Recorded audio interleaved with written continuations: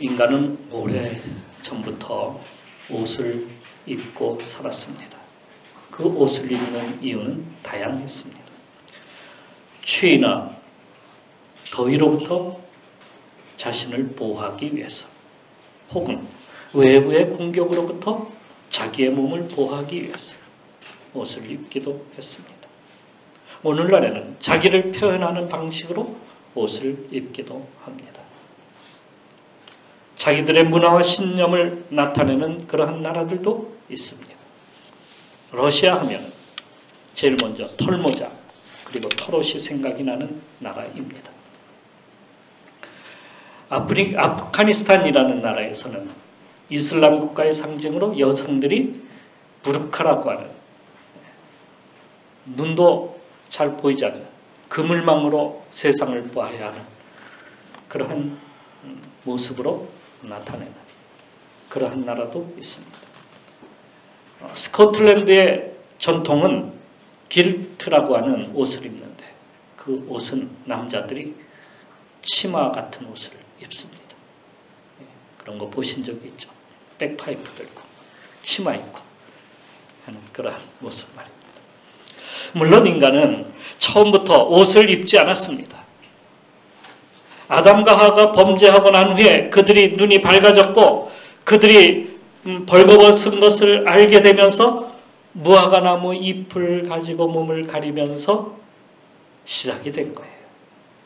그래서 옷은 부끄러움을 아는 존재, 죄를 아는 존재임을 알려주는 중요한 것입니다. 인간과 동물의 차이는 여기에 있습니다. 동물 중에 자기 몸을 가리겠다고 옷을 입는 그러한 동물 혹시 보신 적 있습니까? 요즘은 그 강아지에다가 옷을 입히는 분들이 참 많아요. 부끄러워서 강아지가 그 중요한 그 부위를 드러내는 걸 부끄러워서 옷을 입힙니까? 그러지 않아요. 그냥 패션으로. 그죠? 솔직히 만물의 영장이라고 불리는 침팬지나 고릴라 중에 옷을 입고 있는 모습을 본 그런 원숭이 혹시 보신 적 있어요? 혹성탈출이라고 하는 영화가 있어요. 3편까지 나왔어요. 그 혹성탈출은 말을 배운 원숭이가 우리를 탈출하여서 산속에 들어가 다른 원숭이들과 규합을 해가지고 무리를 만들고 하면서 그 원숭이들에게 말을 가르쳐요. 그래서 원숭이들이 말을 하기 시작을 합니다. 그래서 인간하고 대항을 해요. 그래서 싸웁니다. 그런데 인간은 어떤 바이러스에 의해서 말하는 기능을 잃어버리게 됩니다. 그래서 원숭이가 세상을 지배하는 그러한 세상이 됐어요. 인간은 다시 어디로 갔겠어요? 원시 시대로 다시 돌아갑니다. 그런데 거기서도요, 인간은 반드시 몸에 뭔가를 걸치고 나와요. 가죽옷 같은 그런 털옷 같은 그러한 것을 걸치고 나와요. 그런데 원숭이는 어떻게 할까요? 원숭이들은 그냥 원숭이에요. 원숭이들은 걸친 게 없어요. 거기서 말하고자 하는 것은 또 그런 거예요. 동물은 동물이요, 사람은 사람이다. 원숭이와 인간이 만날 수 있는 기회가 없어요. 원숭이가 사람이 됐다.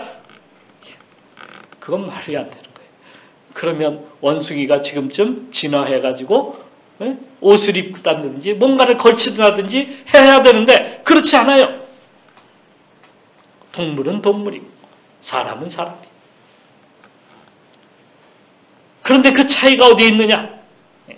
옷에 있는 거 아니에요. 옷은 그러면 부끄러움을 갖다가 아는 존재라는 걸 보여주는 게 그거예요. 인간은 반드시 자기의 몸을 가리도록 돼 있어요. 자기의 허물을 갖다가 가리려고 애쓰는 게 인간이에요. 이솝 우화에 벌거벗은 임금님이라는 이야기가 있습니다. 새 옷을 입고 자랑하기를 좋아하는 임금님이 있었습니다. 어느 날 제단사들이 임금님을 찾아와서 자신들은 어리석은 사람 눈에는 보이지 않는 옷을 만드는 사람들이라고 이렇게 이야기를 했어요. 임금은 그 옷을 자기에게 만들어 달라고 그렇게 그들에게 요청을 했습니다. 제단사들이 옷감을 짜는 동안 신하들을 보내서 옷감을 보고 오라고 했습니다. 신하들은 그 옷감이 보이지 않았지만 어리석은 사람이 되기 싫어서 보인다고 임금님에게 그렇게 말을 했습니다. 임금님은 빨리 만들어 달라고 그들에게 재촉을 했어요. 그래서 제단사들은 곧 만들겠노라고 그렇게 말을 했죠. 마침내 임금님이 옷을 입어보게 됩니다. 제단사들은 임금님에게 그 옷을 입히는 척 하였고 너무너무 훌륭하다고 그렇게 말을 했어요. 신하들도 정말 훌륭하고 멋있다고 그렇게 함께 거들었습니다. 임금님은 그 옷을 입고 사람들에게 자랑하고 싶었어요. 그래서 백성들 앞에 행진하기로 했습니다. 백성들은 모두가 자신들도 어리석은 사람이 될까봐 보아도 못 본 척 칭찬하기 바빴습니다. 그때 한 아이가 다가와서 그 임금님을 바라보면서 소리를 쳤습니다. 야, 저기 봐라, 벌거벗은 임금님이다! 이렇게 소리를 치면서 웃었습니다. 그러자 백성들도 다 같이 따라서 함께 웃었습니다. 임금님은 부끄러웠어요. 자신의 드러난 몸이 너무너무 부끄러워서 얼른 도망치고 말았습니다. 성경은 내가 말하기를 나는 부자라 부여하여 부족한 것이 없다 하나 너의 곤고한 것과 가련한 것과 가난한 것과 벌거벗은 것 눈먼 것과 벌거벗은 것을 알지 못하는도다. 이렇게 말씀을 하고 있습니다. 우리의 벌거벗은 것을 우리 스스로가 모르고 살아가고 있다는 것을 말씀해주고 있는 것입니다. 사실 벗은 것을 모르면 사람이 아닙니다. 여러분 모두 사람이 되시기를 바랍니다. 처음 아담과 하와가 선악과를 따먹고 눈이 밝아졌을 때에 그들은 자기 몸, 그 드러난 자기 몸, 그게 뭡니까? 허물이에요, 허물. 자기의 허물이 드러날까? 이게 걱정이 되어서. 그래서 자기 몸을 볼 수 없는 그 허물을 감출 수 있는 그곳을 찾았어요. 그래서 동산나무 사이에 숨어 들어갔습니다. 알고 보면 동산에는 아담과 하와가 전부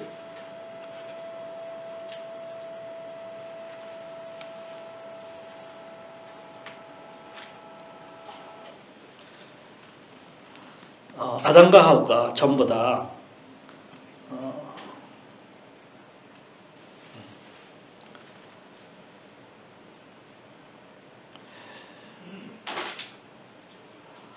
알고 보면 아담과 하와가 그동안에는 벗고 살았어요.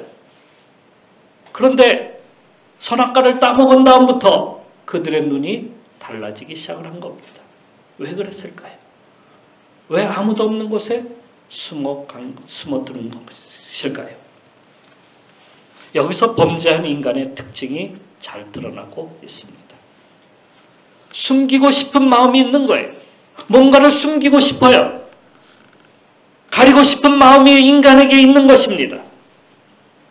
아무도 보지 않는데도 누가 뭐라고 하지도 않는데도 얼른 도망치고 얼른 감추는 것이 범죄한 인간의 특징입니다. 그런데 우리는 누구나 잘 알고 있어요. 무엇을요? 완전 범죄란 없다는 거. 누군가 보고 있다는 거.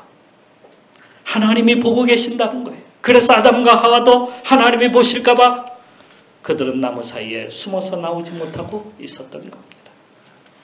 그런 인간을 불쌍히 여기셔서 가죽옷을 지어서 입히셨다고 말씀하고 있습니다.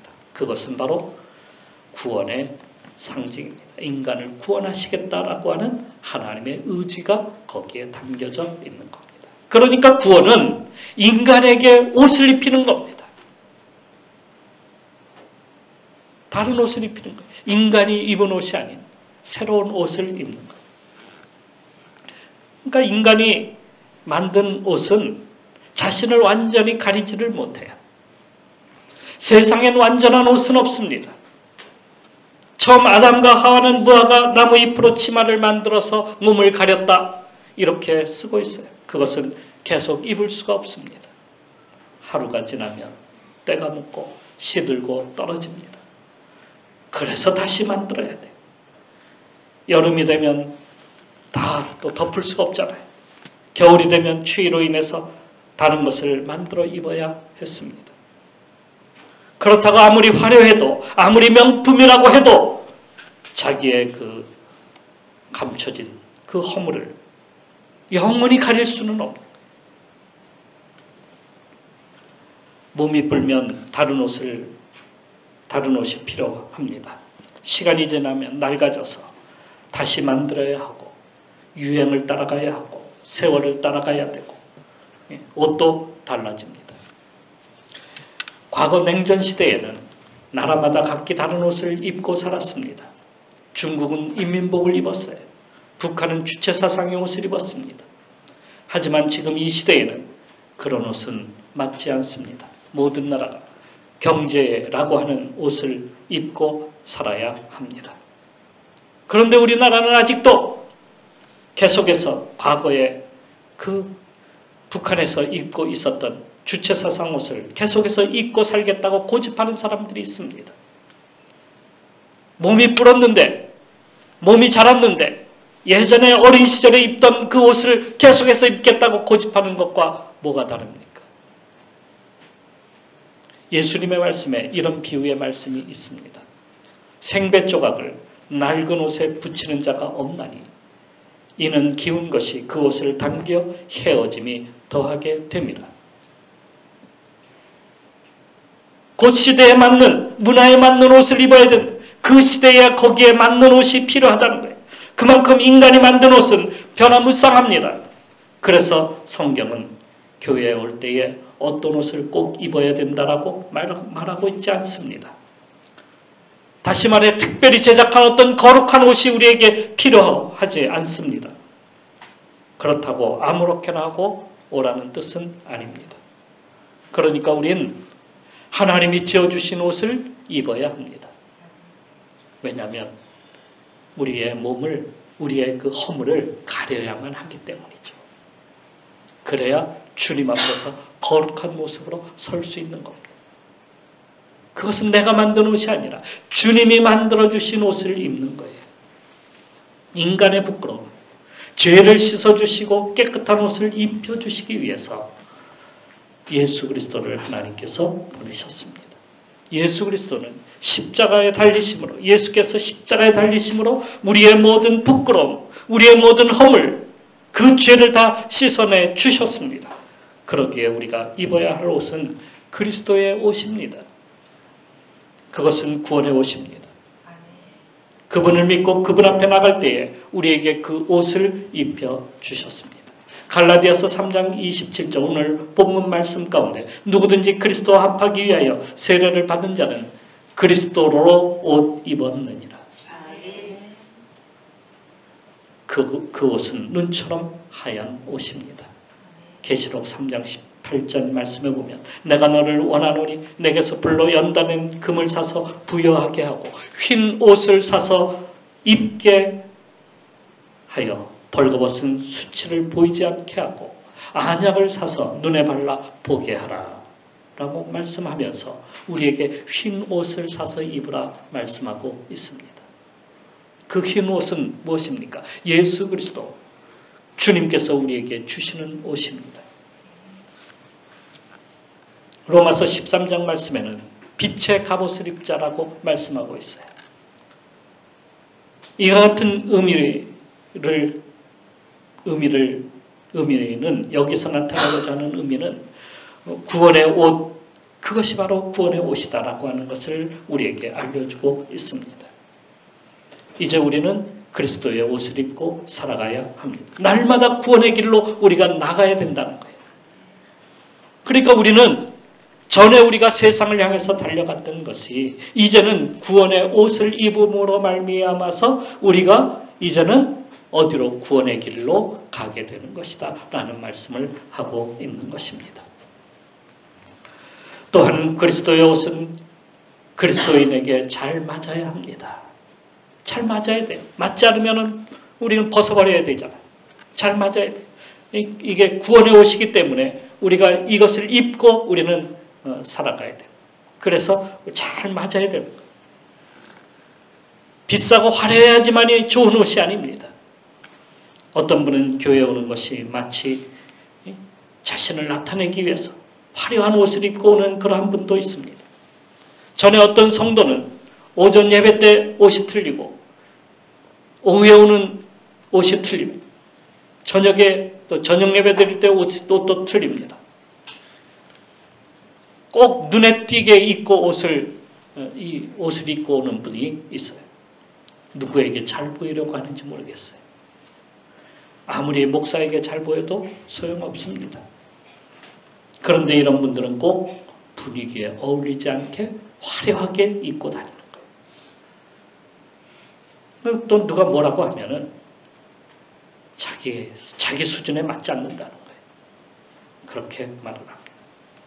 허물을 가려야 되는데 우린 자꾸 그걸 자기를 갖다가 나타내고 자기를 자랑하는 그러한 모습으로 옷을 입는다 하는 것입니다. 교회는 화려한 옷 자랑하는 곳이 아닙니다. 예수님은 우리에게 이렇게 말씀해 주고 계세요. 그러면 너희가 무엇을 보려고 나갔더냐? 부드러운 옷 입은 사람이냐? 부드러운 옷을 입은 사람은 왕궁에 있느니라.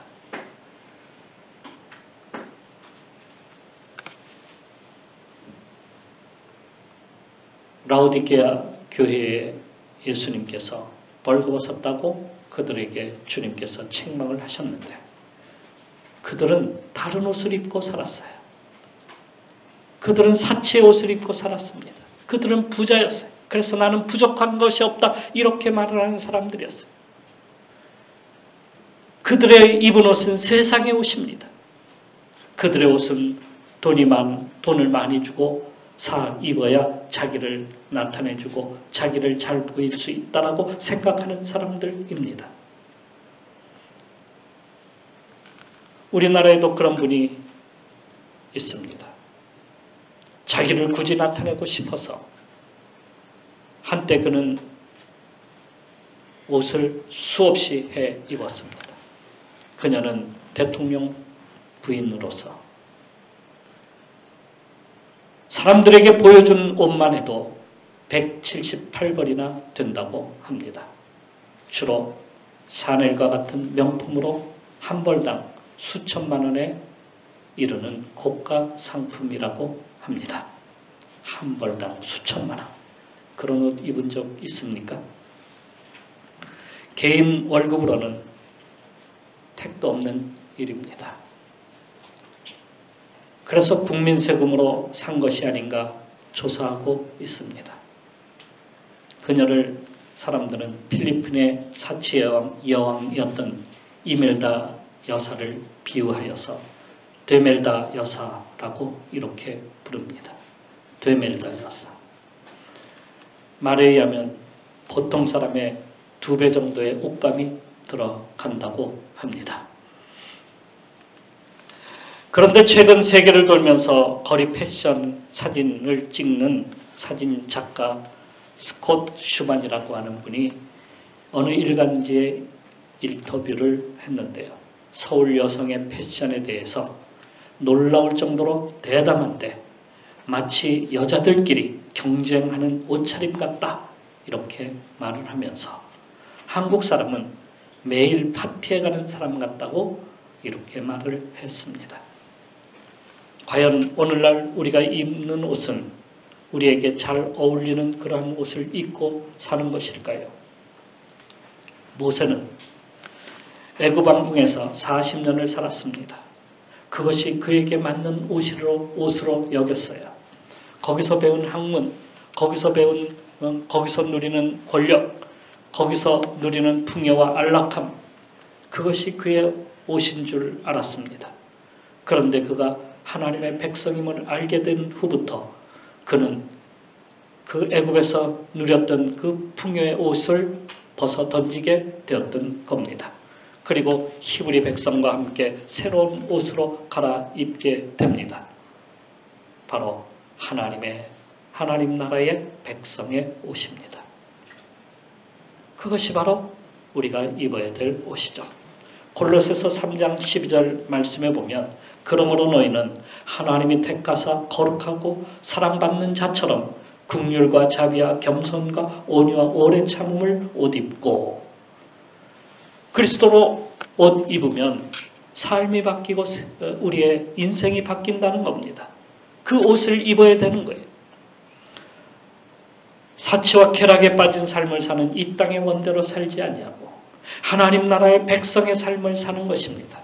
그 옷은 이 땅 사람들이 입는 옷이 아닙니다. 누구나 입는 옷이 아니에요. 세상 사람들은 그 옷을 입으면 당장에 집어던집니다.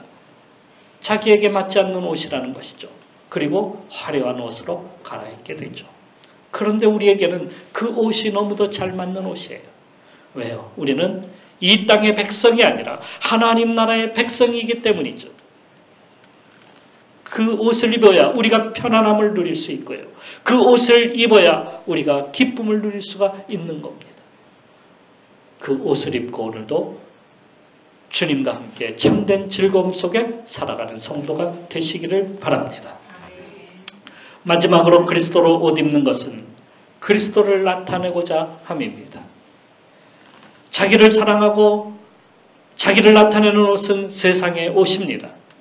세상의 옷을 입으면 우리의 신분이 세상의 신분, 세상의 종, 죄의 종이 되는 겁니다. 사탄의 종으로 사는 겁니다. 그러니까 우리가 어떤 옷을 갈아입느냐에 따라서 우리의 삶이 달라져요. 세상의 옷은 우리로 종노릇하게 만드는 옷이에요. 그런데 예수 그리스도의 옷은 우리를 자유하게 하는 그러한 옷입니다. 그래서 그리스도의 옷은 빛의 자녀의 옷입니다. 빛의 갑옷이라고 그렇게 부르기도 합니다. 어둠을 상징했던 그 칙칙한 옷을 빨리 벗어 던지고 예수 그리스도의 옷으로 갈아입어야 된다는 말씀입니다. 그러니까 이 말씀이 무슨 말씀이냐면은 우리 속에 예수 그리스도를 채우라고 하는 그런 말씀이에요. 예수 그리스도의 옷을 입으라는 말씀은 예수 그리스도를 우리에게 채우라는 그런 말씀이죠. 그래서 내가 사는 것이 아니라 이제는 내 속에서 누가 사는 것이냐면 그리스도께서 사는 것입니다. 갈라디아서 2장 20절 말씀에 그런즉 이제는 내가 사는 것이 아니요 오직 내 안에 그리스도께서 사시는 것이라. 내가 주인이 아닙니다. 주인은 주님이 되십니다. 내가 왕이 아니라 주님이 왕이 되시는 겁니다. 내가 앞서는 것이 아니라 주님이 앞서시는 겁니다. 내가 나타나는 것이 아니라 그리스도께서 나타나는 겁니다. 그러니까 내가 그리스도화 되어가는 거예요. 내 속에 신의 영역이 점점 더 커져가는 거예요. 여러분은 신의 삶을 사는 겁니다. 어떻게 할 때요? 그리스도를 내 속에 채울 때 말입니다. 그리스도로 옷 입을 때 말입니다. 그때에 우리가 비로소 신의 영역에 들어가는 거예요. 그걸 거룩하게 산다. 이렇게 말씀하고 있는 겁니다. 나는 죽고 주님께서 사시는 거예요.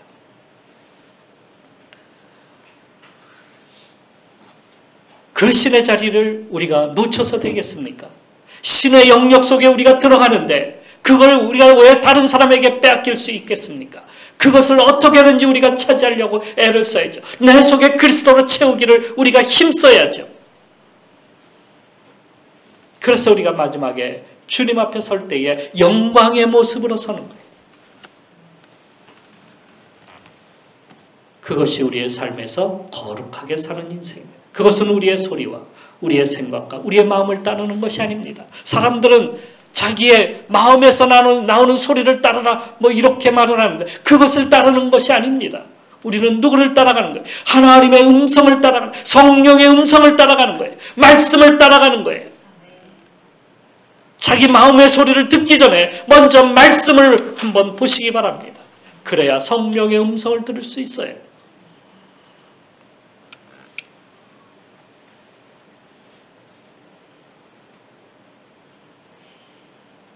그럴 때 세상이 그 앞에 굴복하고 돌아오게 됩니다. 내가 왕노릇하면 내가 매일 싸움에 세상과의 싸움에 싸우게 돼요. 그래서 이길 수 있습니까? 이길 수 없어요. 오히려 세상의 종노릇하게 돼요. 그런데 주님이 왕이 되시면 세상이 굴복하는 겁니다. 주님이 왕이 되시면 내가 뭔가 나타내려고 하고 했던 그것이 아니라 우리는 오히려 사랑의 사도가 되는 것이고 섬김의 사람이 되는 것입니다. 그래서 그리스도의 옷을 입으면 우리의 행실이 바뀌는 거예요.